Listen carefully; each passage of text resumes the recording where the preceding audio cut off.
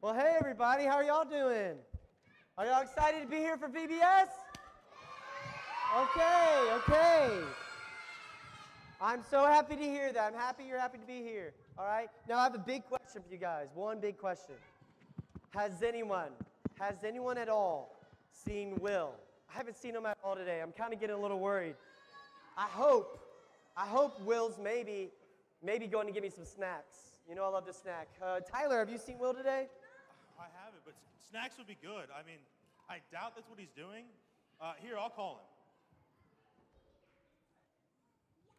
He didn't answer the phone. Didn't answer the phone. That's so weird. Should we call the director? Yeah, good idea. All right, you call DJ. Let's see what DJ says. Yeah, sorry to bother you, sir, but we haven't seen Will all day. I'm really worried about him. Yes, I'm talking about Will Conley, not Will Sharp. I did ask the youth group, and they can't find him either. Yes, sir. See you soon. Okay, what did the director say? He said he's on his way here, but he hasn't heard from Will either. That's weird. Oh, goodness. Will, there you are. Where have you been? We've been so worried. Everything's fine. Everything's fine. It's just been a long night, and I'm exhausted. My dog had puppies, and I was up all night taking care of them. By the way, do either of you guys want a puppy? Do I want a puppy? No, I don't. I can barely take care of myself. I can't even cook for myself half the time. I steal your food. Yeah, unless he has a cape and can fly, I think I'm good too, but thanks. How many puppies did she have? She had 5, and I don't know what I'm going to do with any of them. Any of them. Oh, hey guys. Oh, I see you found Will. All right. Will, everybody was getting worried about you. Everything okay? Yes, sir. Yes, sir. I was just telling the guys that my dog had puppies last night. I was up all night with them, so I'm so sorry I'm late. That's okay. Does anyone hear the beeping again? I'm a little nervous. Should we be nervous? Okay, it looks like it's another attack. Information's coming through right now. The attackers are known as mutanimals. Mutanimals. Oh, you know what? I thought they might show up this week. Really? Okay. Yeah. So you've heard of them, sir? Oh, yeah, I've definitely heard of them. I mean, I've never actually seen one, but definitely heard them. Yeah. Oh, look, here they come. Here comes the mutanimals. They're running down the aisles. Oh my word, who are they? Look. Is that the Grinch? That's a weird looking animal. That's the scariest one. My goodness. What? That was crazy. I mean, what were those things? Well, that's a good question. Really good question. I mean, let me ask you something. How many puppies did you say your dog had? She had 5, sir. They all need a good home if you're interested. Well, that's certainly something we can talk about later on, but let me ask you another question. Out of those 5 puppies, how many of them came out as cats? Wow, I thought I asked some crazy questions. Cats? Are you serious? Did I hear you right? Yeah. How many cats did your dog have? I'm not following. I'm not sure why you asked that. There were no cats. They were all dogs. Okay. Well, how many frogs or fish or even an elephant did your dog have? Okay, I'm getting a little worried now. None of them were any of those things, sir. They're all dogs. And why do you think that is, Will? Are we in some kind of alternate universe where the director doesn't understand basic biology? I think so. It's just a question. They're dogs, sir. Dogs come from dogs. Dogs can't have cats, frogs, or elephants. They're dogs. Yeah, that would be kind of weird if dogs had cats. You're right. It would be impossible, and quite frankly, it would be weird. But you see, this group of attackers, they don't think so. In fact, they think that all animals in the whole world are actually related to each other. Hold on. Wait a minute. Are you saying that they think all of the animals in the whole world are actually related to each other? Yeah, they think all the animals in the world evolved over billions of years and that they're from a single-celled organism, that they're related, and in some ways, yes, exactly what they think. That doesn't make any sense. I mean, how can anything like that happen? Dogs cannot have cats. Fish can be elephants. I mean, that's crazy. Excellent question, Brennan, and the answer is no. No. I mean, no one has ever seen any of those things happen, and quite frankly, it would be a direct attack on the foundations of what we know about the universe. You're right. So, what do we need to do? How do we get ready? This all looks so crazy. Well, I know it looks scary, and I know it looks crazy, but look, we defended against all these other attacks, and we will defend this attack the same way we did the others. Look, we just need to gather some evidence, learn the truth. We can help all the other defenders out there. Well, yeah, there's nothing to worry about. You're right. We'll just watch for new information and go tell the teachers. Absolutely. That's my thoughts exactly, Brennan. And in the meantime, you know what? I'm going to make sure that I'm going to make a note here that some of our teachers make sure they have some faith-building truths that they can teach our new recruits out here, so they'll be ready to defend against these attacks, the mutinals. The mutinals. Yeah. So, hey, I got to make a note here on my pad here of the things. So, all you new recruits, are you guys ready to learn more about this fascinating world and be able to defeat the mutinals? Are you guys ready? All right. That's good. That's good. Guys, get them warmed up for class. All right, sounds like you guys are ready. Now, remember, we're all defenders here. We're trying to defend the Bible, defend our faith. So to do that, we might need some training. So our first song is going to be Lord's Army. So let's all stand up for this. Lord's Army. Sing this one loud and proud, all right? I may never march in the infantry, ride in the cavalry, shoot the artillery. I may never fly over the enemy, but I'm in the Lord's army. Yes, sir. I'm in the Lord's army. Yes, sir. Louder. I'm in the Lord's army. Loud. Yes, sir. I may never march in the infantry, ride in the cavalry, shoot the artillery. I may never fly over the enemy, but I'm in the Lord's Loud. army. Yes, sir. Wow, that's pretty loud. Now, Will, is there like a different version of the song? Oh, there is. We're from Tennessee, Brennan, and you know what we got in Tennessee? Hey, what's it called? It's on the tip of my tongue. Oh, we got a bunch of cowboys. Oh, down the in cowboy Tennessee. version. All right, here we go. Raise your hand if you know the cowboy version by chance. Okay, plenty of y'all know. Good, All right. good. So make sure you get your southern drawl, southern accents when you sing this one, all right? So, here we go. Southern twang. Southern twang, that's right.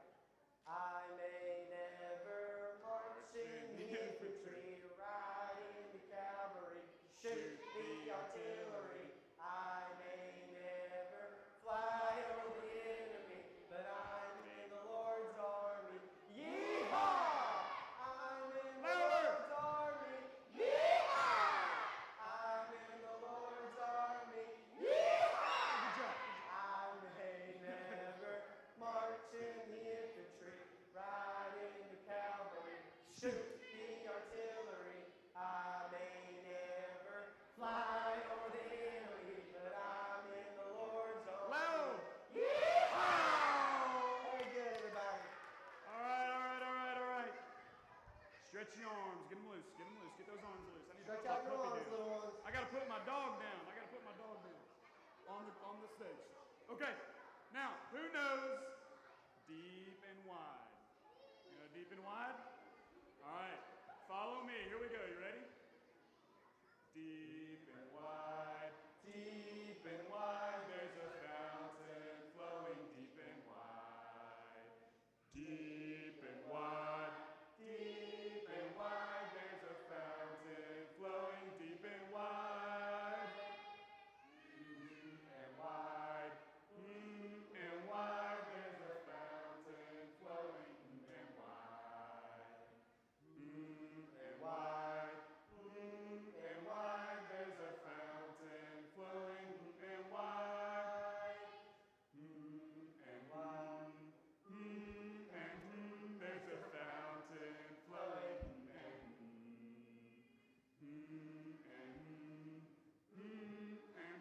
there's a fountain flowing and put it all together.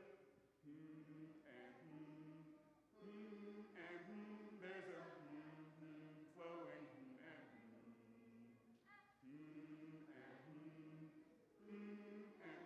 there's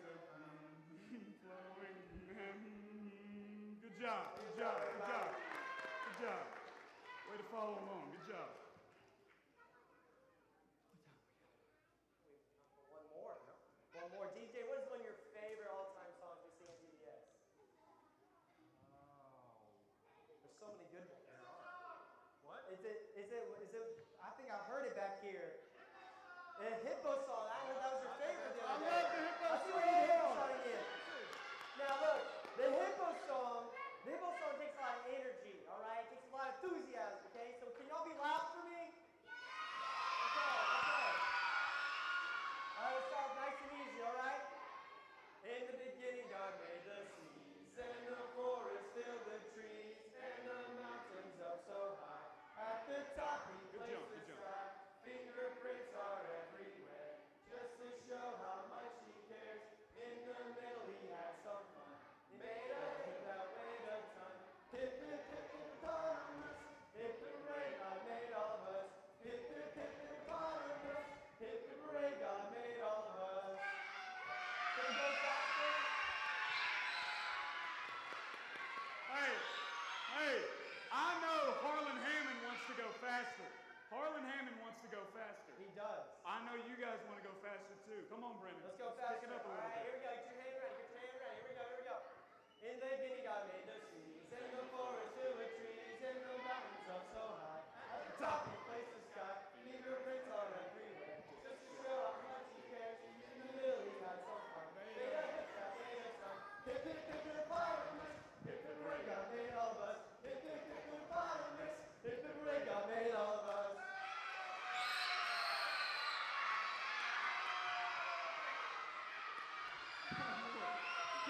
One more. All right, super duper. Super duper fast. All right, here we go. Follow DJ. All right, get ready. Here we go. In the beginning, on this, in the forest full of trees, in the mountains up so high, and the places happy, your picture everywhere. Just show what you get. In the middle, you have to find. And that's where you go. Hip hooray, God made all of us. Woo! Good job.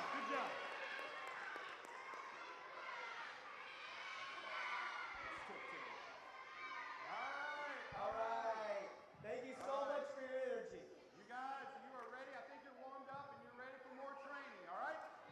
So follow your line leaders. Ready? Tiptoe, tiptoe in God's house. Tiptoe, tiptoe in God's house. Tiptoe, tiptoe in God's house.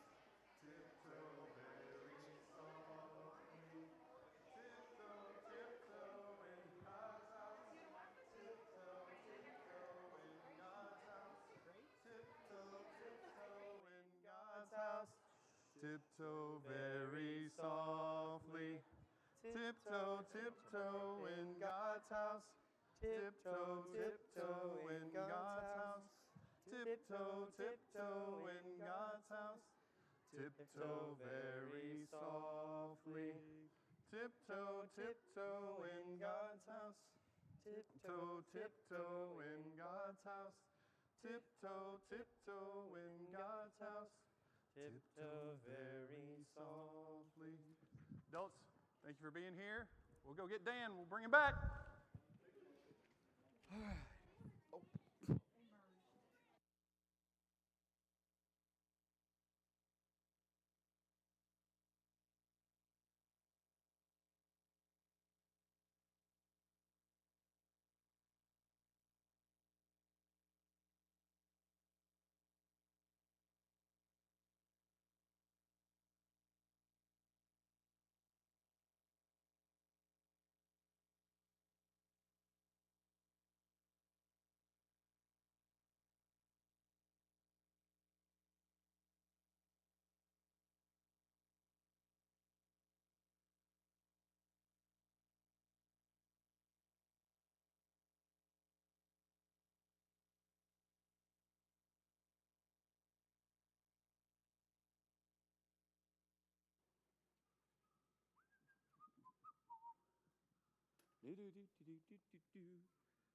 Thank you so much, Mr. Allen.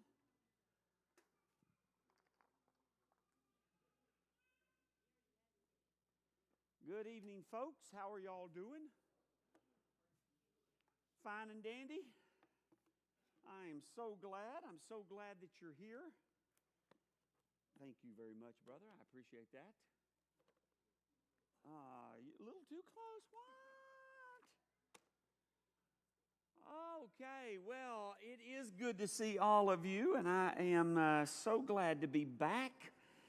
And I am so excited to once again, let's talk about some issues that are so relevant to the times in which we live, and that is the whole debate and discussion about the two different approaches to how we got here and how everything got here. There's, of course, the biblical view, and then there is the kind of the accepted orthodox view, and that would be through evolution. And of course, we believe that the Genesis narrative is correct on that.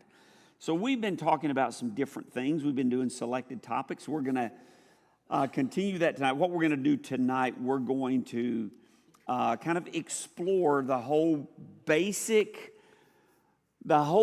mechanism of the whole evolutionary explanation of origins. And we're going to make some observations there. Then we're going to explore a couple of two modern ideas that you've heard about, where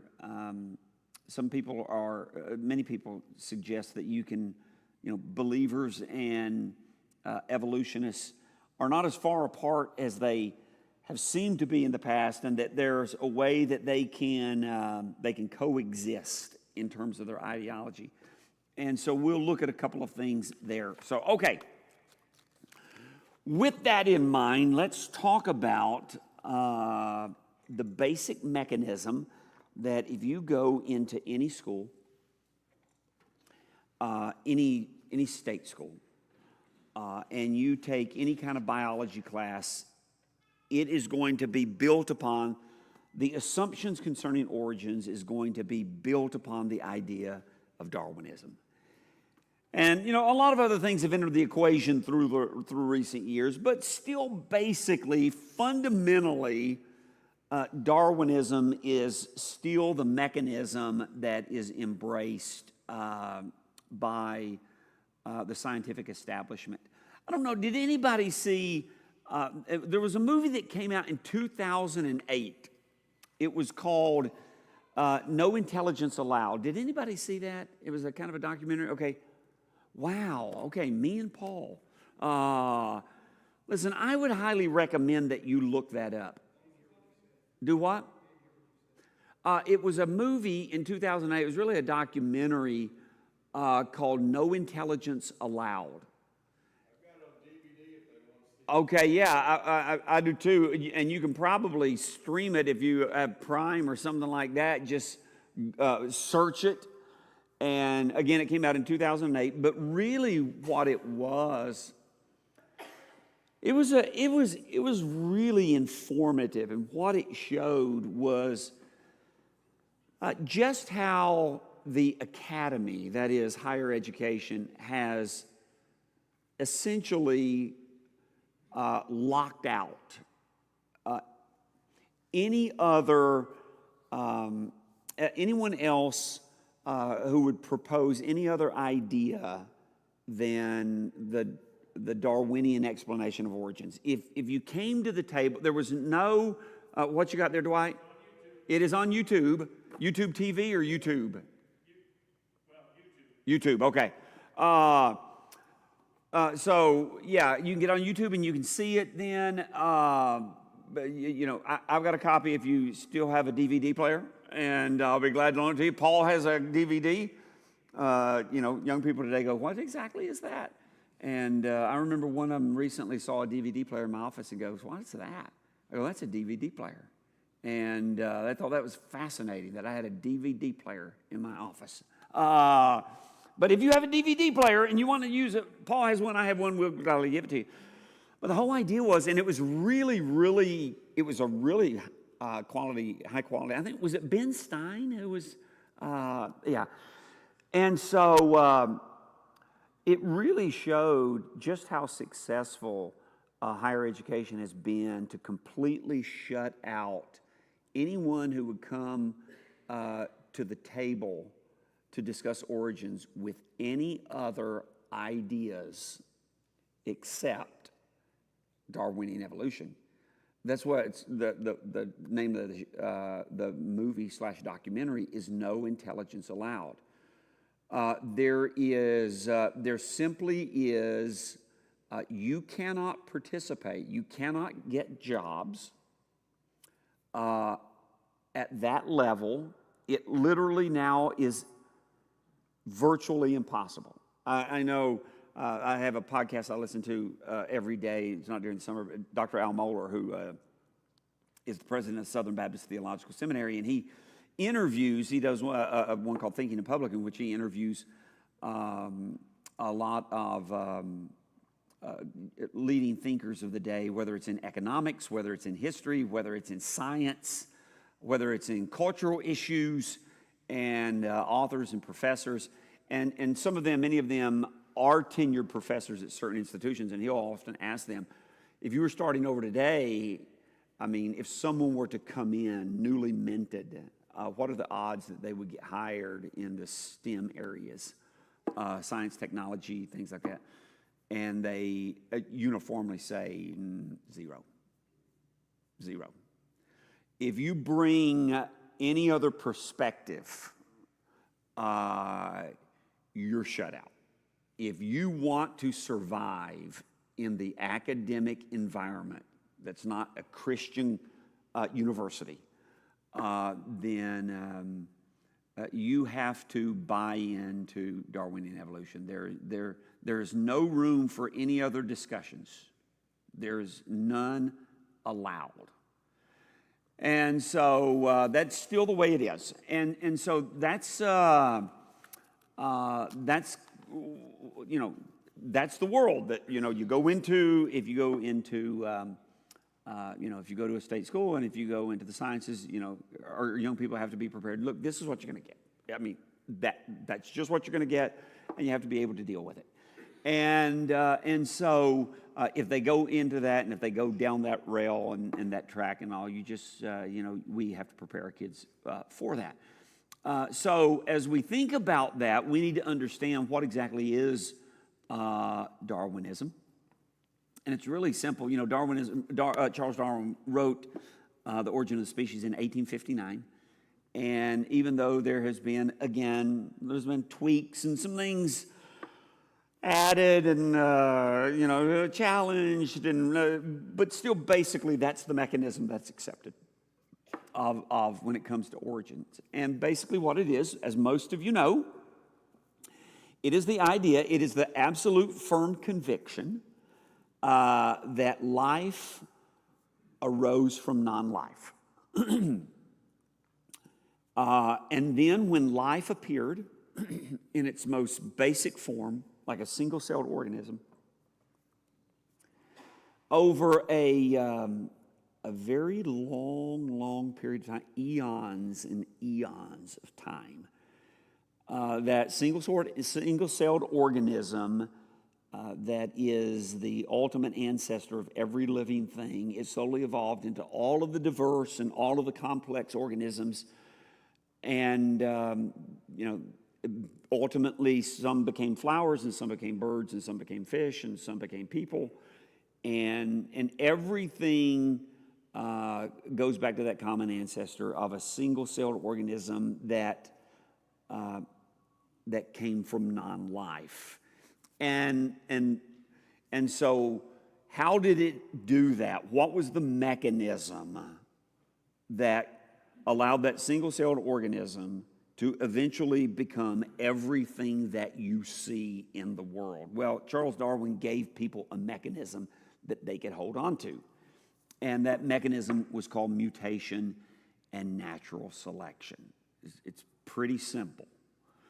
And the whole idea, just saying it happened isn't impressive. You got to show somebody how it happened, and that's what Darwin did. Charles Darwin provided this mechanism to show people exactly how that happened. And so, again, two ideas, mutation and natural selection. What mutation is, and I mentioned this last night right at the end as I was kind of giving a preview, and most of you know what a mutation is. Mutation is just a random genetic change in the DNA sequence of something. And by the way, we get back to, first of all, it's always interesting that, they start with life came from non-life. Life had to come from somewhere, but, it had to come from non-life. And even the most credentialed evolutionary biologists will say, yes, it's impossible for life to come from non-life, and yet I believe that is exactly why we're here.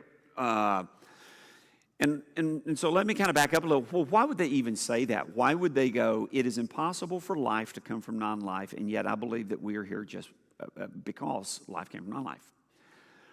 Well, you have to understand that the whole idea starts with an assumption. And that assumption is there is nothing beyond the natural world. And so there can't be anything supernatural. It all has to be confined to the natural. And so you're not allowed to think outside that box. They first of all put everybody in a box and say, okay, we got to figure out how it worked, but we can't go outside this box called nature. And, so anything that would bring up any evidence that might point beyond that box, you have to ignore that because there's nothing beyond the box. And so if there's evidence or things that suggest there's maybe something outside the box, you just have to go, no. Don't bring that up. That's not allowed to be on the table. It has to be in the box. And so they have to start with life in the box. Well, how did life start? Well, I guess it just started from non-life. And so, and that was, of course, in 1859 when Darwin wrote Origin of the Species. That was long before we understood, anything about DNA and could even examine things on the molecular level. And, it's just a quandary for them. Okay, the DNA in that very complex single-celled organism, that incredibly complex organism, and the DNA and the code that told the proteins what to do and all, where did the code come from? Where did the program, if you will, the biological programming of that single cell, where did that come from? Well, again, you just have to start with, well, it just happened. It just happened. Life came from non-life. So, there's some real quandaries there, obviously, that they just have to bring an assumption, and you're not allowed to explore beyond that assumption, really.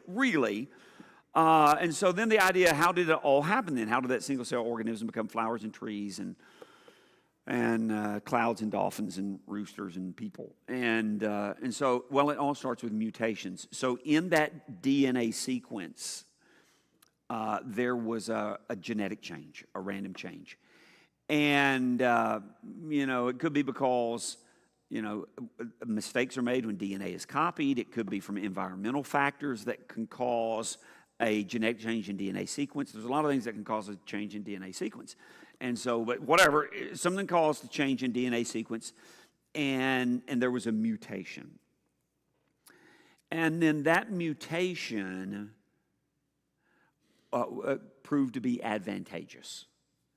And so you got mutation, and then I said there's two parts of Darwin's mechanism: mutation and natural selection. And what natural selection basically is this: if you have an advantage, if nature has given you an advantage, and that mutation gave you a little bit of an advantage, then you're going to survive. And if you survive, then you're going to pass your genes on to the next generation. And so, you've heard it described as survival of the fittest. And so then what will happen is there will be another random mutation. And that random mutation will give another little advantage. And there's this infinite number of mutations.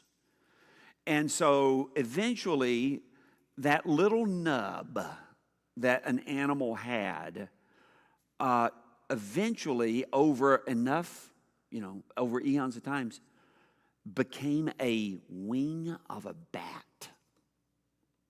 If you stack up the genetic mutations enough, then you get the wing of a bat. It's really interesting. It's really interesting to hear a Darwinist, an evolutionary biologist, describe it. They just say it with such a straight face, and it sounds so right. They will go like, well, see, this animal had this creature. There was this genetic mutation that maybe made a bump on its side. And when it fell out of a tree, that bump provided just enough surface area that slowed its fall. So when it fell, it just got hurt really bad, but, all the others died. But there was just enough surface area to slow the velocity of the fall that it survived the fall. And then eventually, luckily, maybe another mutation came out on it, and it gave it a little bit more surface area. And so the descent, when it fell next time, the one that had it fell even slower. And then it eventually turned into, a complex wing. Let me read you. I just looked up before I came. I said, I know wings are complex organisms. And, and I had read Richard Dawkins, one of the most famous atheists in the world, describe how these mutations turned into a bat's wing. But I thought, let me just kind of look and see how complex a bat's wing is. So I just said, how complex is a bat's wing? And you got that AI overview now when you Google. And it says, bat wings are remarkably complex structures, far exceeding the simplicity of a bird or insect wings, and they're incredibly complex. But a bat's wing? These are characterized by a thin, flexible membrane stretched between elongated arms and ham bones, including 5 fingers with multiple joints. This membrane is supported by a network of muscles, tendons, and blood vessels, allowing for intricate movements and adjustments during flight. Furthermore, specialized sensors called Merkel cells are embedded in the wing membrane, enhancing their ability to sense airflow and control flight with precision. Tiny muscle fibers called, and there's this big scientific term, within the wing membrane enables bats to adjust their wing stiffness and curvature during flight. Merkel cells in the wing membrane act as touch receptors, providing bats with detailed information about airflow, enabling them to make subtle adjustments for precision control.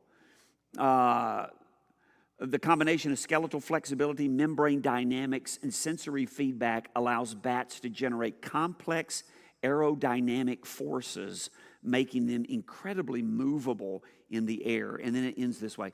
In contrast to the relatively rigid wings of birds and single-jointed wings of insects, bat wings demonstrate a high degree of dimensional complexity and adaptability, making them a marvel of biological engineering. Well, Richard Dawkins can explain how just a bunch of mutations, genetic mutations, can create that. It really is difficult. What you say, well, how can someone listen to that explanation? A DNA sequence, a change, a mutation called a bump in somebody's, in some critter's little side, and it gave it a little bit of surface area that when it fell, it wasn't at terminal velocity. And then another little change and another little change, and suddenly you have this incredibly complex example of biological engineering. How can people listen to that? Honestly, you wonder, how can someone listen to that and almost not laugh? And yet they do. And the answer is because they have no other choice. Because you're not allowed to entertain any other ideas, any other theories. You're not allowed. There is nothing beyond nature. And so you're not allowed. No matter how outrageous it sounds, no matter how absurd it sounds, you're simply not allowed to entertain. And so the only thing you can entertain is the absurd. And it goes back to the whole illustration that's always historically been used, and it's right. If you're walking alone in the woods and you come across a watch, it will never enter your mind that that was a product of mindless, purposeless, unguided natural forces. It would never even cross your mind. You would recognize immediately that's man-made. That's the product, that device that is complex and functional, that is the product of an intelligent designer. And so you just think that with everything that you experience in life, and yet people can listen to this, the whole idea of mutation and natural selection. People were so desperate to have something besides God in the picture that they're willing to listen to the absurd and even entertain the absurd. Dwayne.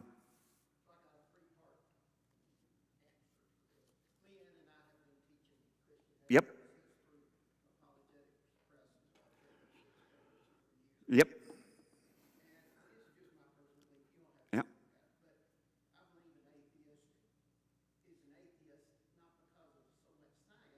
That's right. No. Absolutely. Absolutely. Mm-hmm. Mm-hmm.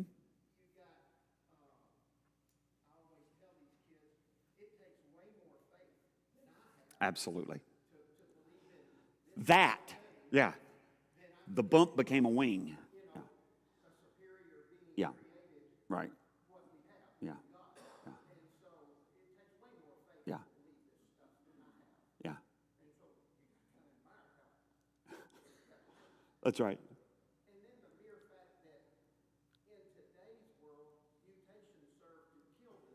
Okay. Okay. Yeah. They're all helpful. That's right. Yeah, we're going to get there in a minute when we talk about it. So, yeah, Dwayne's absolutely right. We're going to talk about mutations. What is our experience in nature? Our mutations, when there is a random genetic change in the DNA sequence, usually is that beneficial to an organism or is it, destructive to an organism? You think most of the time it's neutral? Sometimes it's neutral. Sometimes you're right. Sometimes it can be neutral. But if it's a pretty significant mutation, what is it usually? It's usually negative. But sometimes you're right, it is neutral. But it is almost never positive. When you're talking about, now we'll talk about some things in just a minute, like, bacteria and things like that, and antibiotics. But so we'll talk about that in a minute, a little bit more about mutations. But I think Dwayne is absolutely right. It's not because of scientific evidence that people can really embrace the whole Darwinian approach to origins. It really isn't because of that. Now, they'll bring to bear piles and piles of evidence because they need that to give them some intellectual support for their decision. But I think Dwayne is fundamentally right that the reason most people embrace that is because instead of the biblical explanation of origins is because if the Bible's explanation of origins is right, that means they are accountable to God. And I've actually read a couple of very prominent evolutionary biologists say, I refuse to believe that because I don't want to serve that kind of God. And I appreciate their candor. I don't want to be under someone's authority. I don't want to be told what to do. And if the biblical explanation of origins is right, then I have to come to terms with the fact that I'm accountable to that God. And I don't want to be accountable to that God. And so I just am going to deny that God. And I'm going to find something that satisfies me intellectually, even though it strains the intellect. But I'm going to find something that will at least appease me and convince me that I have a solid basis to reject the God of the Bible. I think you're absolutely right about that. You know, and so, yeah, truly, absolutely. Marilyn.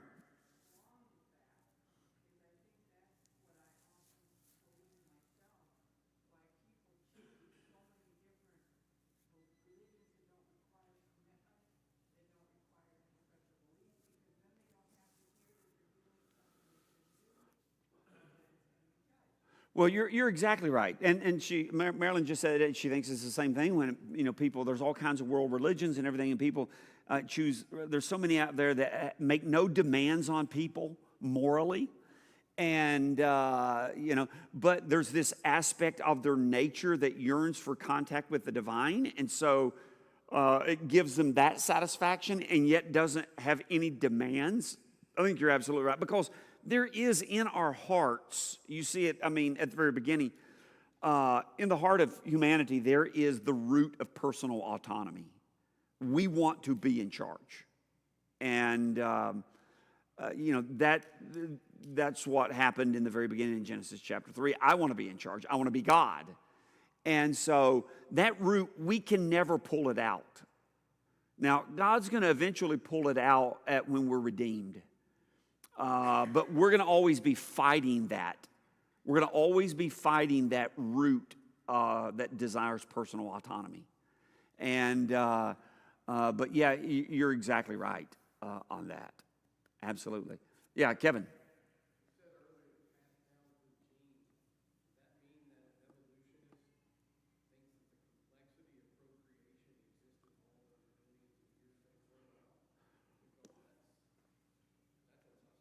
Yeah, it's a tough sell. Do they think that, you know, the complexity of procreation? Yeah, you know, frankly, Darwin did have a sex problem. And what I mean by that is, and this is a big problem for Darwin acknowledged this. That is, for things to continue, you've got to have a boy and a girl. And, you know, the whole idea that crazy random changes will produce an organism that suddenly we would call male. And then all kinds of crazy changes happen, and it produces another organism just like that, but with a whole different, you know, set of chromosomes and reproductive structures wherever they came from and why ever they were even necessary. I guess they're just random because, again, remember, all of these forces are unguided, unintelligent. It is just natural, unguided, purposeless, mindless forces that creates then a female. And suddenly you've got male and female. Now, some Darwinists have had to acknowledge what they call, you know, that really is stretching the bounds of, you know, reasonable thought. Well, the whole thing stretches the bounds of reasonable thought from the fact that life appears from non-life. But we won't even go there. But then they go, well, what happened? And they say, well, what happened was, you know, there's these moments when it's not gradual incremental changes. There's been moments throughout over these billions of years, these 13.7 billion years or whatever, there's been these moments where a hopeful monster has just kind of exploded onto the scene. That, you know, and by hopeful monster, you know, they mean something that is more fully formed, more fully developed, sexually reproductive, and you happen to have a male and a female. And so, again, it's one of those just so stories where something appears out of thin air that they need. Just kind of like that single-celled organism that appears out of thin air that they need. And so, yeah, there's just, the problems are just infinite. But let me tell you how they, let me kind of get to this and then open it up some more for your comments and all. So you've got the mutation thing, and then you've got the natural selection thing. And here's one of the things, so how does that all work? And you say, they can't see that. Isn't science about, being able to see that in nature and, demonstrate what they're proposing? And the answer is, yeah, it is. And no, they can't show that. They can't demonstrate that. And so what they have to do is they say, all these mutations are, have not a destructive effect, but it, it has a building effect. And so, again, this bacterial cell eventually, through random genetic errors, becomes trees, flowers, butterflies, birds, and human beings. And so to try to prove that and to give some scientific basis to it, what they often do, and this is still what they will typically do, this will be their argument that they will present to people to show how it works. They will say this whole idea of natural selection is analogous to artificial selection. Now, here's usually how they will, they'll present it. Okay, we don't see it in nature because this happens over eons of times, tiny mutations and then natural selections. But listen, if you want to see how it looks, think about human breeders. What human breeders have done in breeding plants and breeding animals. And they'll explain all of that. And they say, you see, look at all of the crazy dogs, breeds that human beings have brought about through artificial selection. And so when you look at what has been done in breeding, again, plants, dogs, things like that, that's what you're seeing. That's how it happens in natural selection. It just takes a lot longer to happen. And when you hear them explain that, it sounds really impressive because, they have PhDs. And so it sounds super impressive. But there are a couple of things with that analogy that is super, super problematic. In fact, that's super, super wrong, and it makes the whole analogy obviously wrong. What's the first massive problem with them taking artificial selection and making it analogous to natural selection? What is the first major problem there? Okay, that's one major problem. One major problem is that all of these freaks of nature that have been produced, all of them, they're all still dogs. They're all still dogs. They're all still members of a single biological species. And, all that shows is that there is variation in the gene pool. We all recognize that. I was watching a restoration show, a home restoration show not long ago.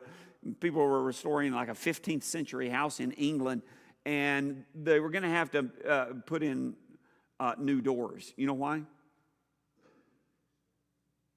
Why? People were real short in the 1500s. We're taller today. People are just taller today. And there's just variation in the gene pool. And we all know that. And changes can take place within that. But there are limits. Human beings will never get 20 feet high. We're taller than people were, on average in the 15th century. But there is a limit with the size, and so there's variation possible. And so they use this example of dog breeders. But the fact of the matter is, no matter how much change has taken place in selectively breeding of dogs, at the end of the day, they're all still dogs. And they will always be still dogs. And they've never produced anything else other than a dog. And so that's one major problem. What's the other major problem? Okay. Yeah. Maybe the most obvious problem is the fact that the selective breeding that human beings do that produces all these freaks of nature, it's because human beings are intelligent, conscious agents with a purpose, and they are rigorously applying considerable intelligence to their task because breeding isn't easy. And they are bringing to bear all of their intelligence to the task to achieve a selection for a predetermined goal. That goal may be more wool production on the sheep. It might be more milk production for the cow. There's a goal in mind, and they are bringing to bear all of their intelligence to bring it about. Listen, that's a big problem, because their whole point is no intelligence allowed. Evolution was done through mindless, purposeless, unguided natural forces. And so there is no goal, and there is no intelligence driving anything toward the goal. And so you can't use that analogy. You can't use the analogy of, let me show you what an intelligent person has done to selectively breed to prove that something can be achieved without any intelligence at all. And so, but that's kind of how they do it. And again, if you're really looking for, you're desperately looking to embrace the idea of Darwinian evolution or the theory of origins, then you're going to buy into that. But that is one of the big popular things that they use. But the other thing, and Dwayne mentioned this, is another word about mutation. Mutations are always almost harmful, or as Sid said, neutral. They're almost always either harmful or neutral. We think of genetic issues that happen with people, and oftentimes if there isn't intense care for those who have certain genetic problems, if there isn't intense care, they'll quickly die. That's just typically the nature of mutations. They're usually harmful or neutral. They occur randomly. They are not logically connected. They're not complementary. They don't complete something or make something perfect. Everything that we know about mutations in nature goes against the whole idea about mutation being this great building process that builds into very, very supremely complex organs like eyes and wings and things like that. Well, there's other evidence that the Darwinists used to prove this idea of natural selection is capable of producing new kinds of organs and new kinds of organisms. Well, what is it? Well, there are a couple of very famous examples that they use. And these are still some of the most prominent examples that they trot out. there's the famous observation of the peppered moths. And this, it goes back to something that was observed before the Industrial Revolution began in England, and that was these moths, these peppered moths, tended to be light, kind of speckled gray in color. And there were a few black ones, but there weren't very many black ones because before the Industrial Revolution, the black ones were easier to spot by the birds. And so they were easy prey for the birds. And so the most of the black ones got eaten, and so that's why most of the pepper moths, back before the Industrial Revolution, was light speckled gray in color. And then the industrial factory started, and boy, they started belching out soot, and they started belching out smoke, and the trees started to turn black. And guess which moths started disappearing? The dark ones or the light ones? Yeah, the light ones now. Because now the dark ones were blending in with the dark trees from all of the soot and all of the smoke. And now the light gray ones were more easily spotted by the birds. And so they started to disappear. And in a few years, the black ones far outnumbered the white ones. And the Darwinists go, okay, see? That shows how a species can evolve different characteristics that allow them to survive. Well, yeah. Nobody's denying that. Again, there is variation within the gene pool of every species. And some of it can provide, camouflage and have a beneficial purpose to it. Another one is in 1977, there was a drought in the Galapagos Islands, and it caused a shortage of small seeds that finches fed on. And so as a consequence, you had these finches that had to eat larger seeds that they usually ignored because they had little beaks, and they couldn't eat the big seeds. And so because of the drought, the little seeds started to disappear, and after a generation, most of the smaller finches started to disappear because they couldn't eat the big seeds.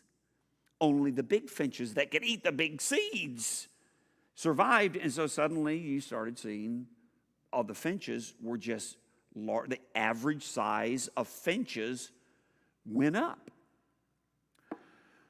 Well, that doesn't support what Darwinists claim. Again, it shows what we all know, and that there's variation in the gene pool, and natural selection can account for small, minor changes in a population. Absolutely. Everybody believes that. It doesn't show how natural selection can produce a new species or new organs or other major changes. The finches that survived the drought because they could eat the bigger seeds, the bigger finches, and so the average size of finches went up, they didn't change any major details. They didn't grow hair instead of feathers. They didn't grow arms instead of wings. They didn't change into some other kind of bird. They're still finches. And black moths and white moths, they've both been around for a while. No new genetic material was created at all. The moths were still moths. They didn't change into lizards, and they didn't change into mice. They didn't change into anything else. This is what we call the difference between microevolution and macroevolution. And I know many of you have heard that term. People say, do you believe in evolution? And the answer is, well, sure, I believe in microevolution, that there's variation within the gene pool, and there can be change and variations within any species, but there's a limit to it. There's a limit to it. But there is flexibility until it reaches limits. But macroevolution, that's a different thing. Macroevolution says that fish can eventually become a bird.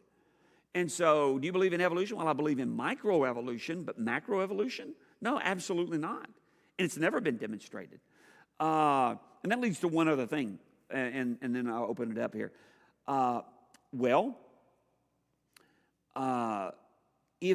If the Darwinists were right, and this is what Darwin said, but remember, he first published Origin of the Species in 1859.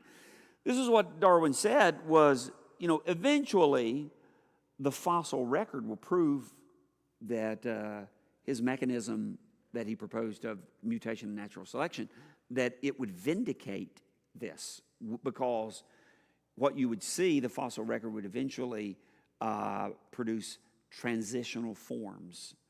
You know, that fish that was starting to develop legs, and that reptile that was starting to develop wings. You would be able, in the fossil record, to see these forms transitioning into something else.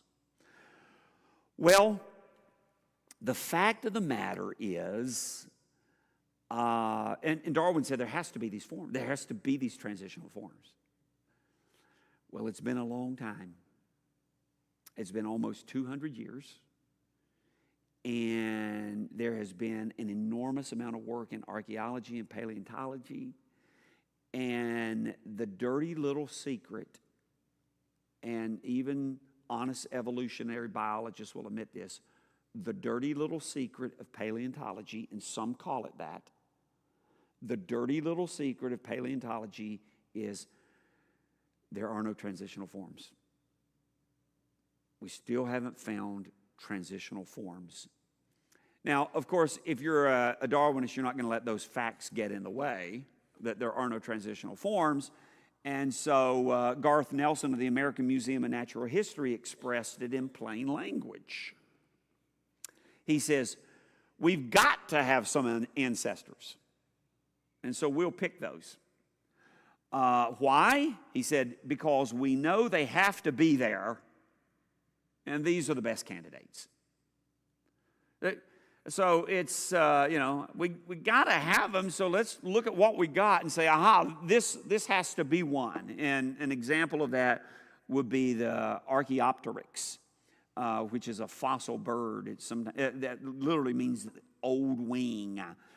And we've all seen, and if we had a screen, I would have showed you a skeletal form of it. It certainly has a number of skeletal features of a small dinosaur. But on the whole, it's acknowledged that it has all the elements of a fully formed bird. It has wings, fully formed wings, not developing nubs that look like they might be. It has fully formed wings. It had feathers. It had a wishbone, and all the elements of a bird. And it had claws on its wings. It had teeth in its mouth. No modern bird has teeth, but some ancient birds did have teeth. There is one modern bird that has claws. And they go, see, this is an example of a transitional form, of a reptile turning into a bird. Well, there's nothing transitional about it. There's a wishbone, there's feathers, and there's fully formed wings. It's just an odd variant of an ancient bird that doesn't exist anymore. That's all it is. And it's kind of like the duck-billed platypus. We all seen the duck-billed platypus. It has features that resemble different animals. It's just an odd variant of a bird. Just because it has some similarities in its bone structure and skeletal features as a reptile doesn't mean it was once a reptile. And so that's one of the dirty little secrets, like I said, of paleontology, this whole idea that there has to be transitional forms, and they never have been able to find transitional forms. So the whole idea of mutation and natural selection, it is, people have been hanging on to it for almost 200 years because so many, there's nothing else allowed on the table. And no matter how, we've been able now to see down on the molecular level, to see the complexity in ways that we've never been able to see before.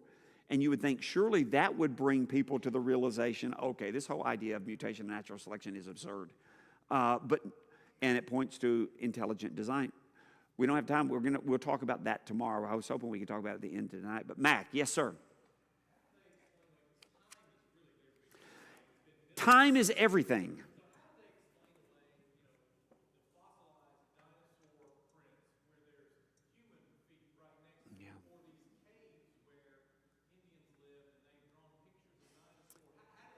Yeah, exactly. Well, those are big problems. Not only do you have strata where there are dinosaur prints and human prints together.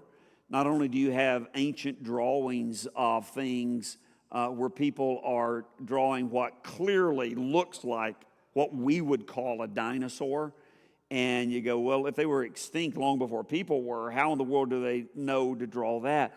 But let me give you another one. It wasn't too long ago that some fossilized dinosaur horns and bones produced soft tissue. And that rocked the world, the scientific world, that there is soft tissue in some of these. There is no way, there is no conceivable way that soft tissue can, still be soft after, millions and millions of years. And what they've done, and I'd have to go back and look at that, but I remember them saying, oh, you've mistaken that it's not this, it's been contaminated with something else, and they try to find some other ways. And those, the folks that found that a few years back, their research is unchallengeable. And they went in, and what they did was, just completely is beyond any kind of explanation, that the critics have lobbed at it. But yeah, soft tissue. Yeah, that's right. A triceratops horn. A triceratops horn.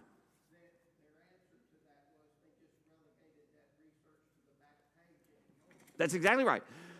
You ignore it because that's all you can do. Again, if something doesn't fit your paradigm, and what we mean by paradigm is how you look at things, and there's two basic paradigms. You either look at through the paradigm of intelligent design, and if there's evidence that would lead you to think that, and the overwhelming evidence is, of course, order, functionality, beauty, everything that we would associate with intelligent design. Or the paradigm that you look at is no, there's nothing supernatural, there's only the natural, and so we cannot entertain anything else. And so you just ignore it. You ignore the facts. And that's basically it. Sid.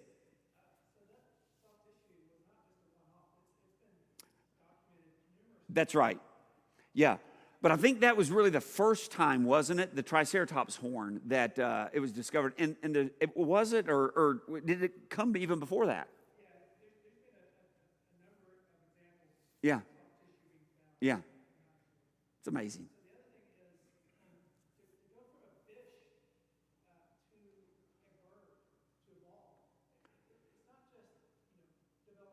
Of course.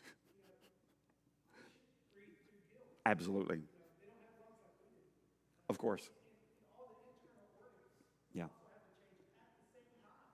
Uh-huh.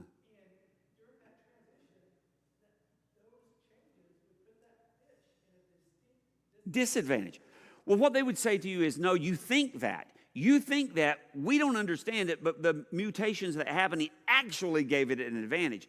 It's just a just so story. And the Darwinists are full of just so stories because they can create any story that they want kind of to support the thing. But you see, and this is where, Sid, what you're saying is exactly what Dwayne said in his second point is, I don't have enough faith. That takes more faith than to think that there's an intelligent, all-powerful designer who designed it. And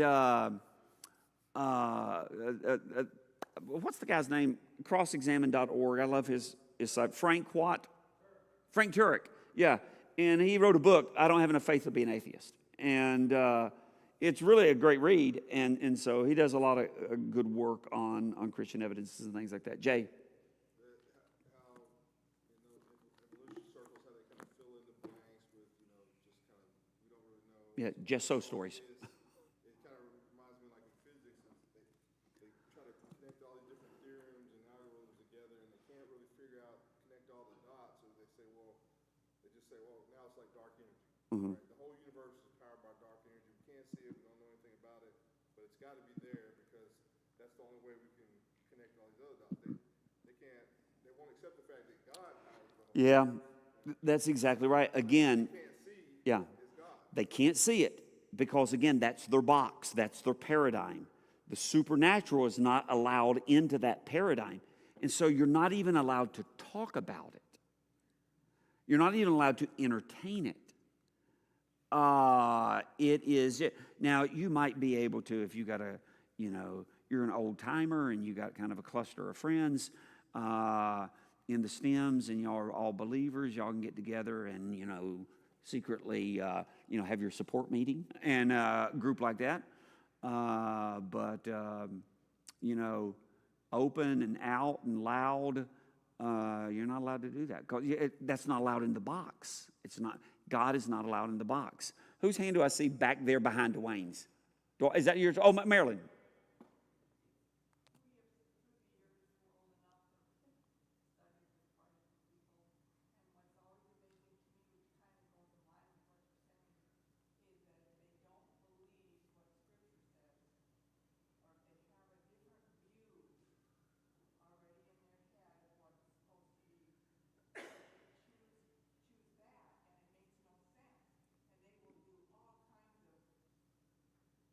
Gymnastics. Yeah. Sure.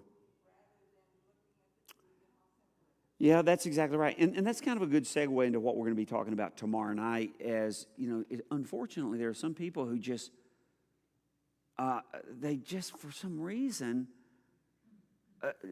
buy so much of that, the Darwinistic approach to origins that it causes them to say, they have to be right on certain things. So we have to find in Scripture, that in Scripture. And so we'll talk a little bit about that tomorrow as we talk about theistic evolution. Kevin, and then Dwayne, and then we got to close. The kids will be coming in here.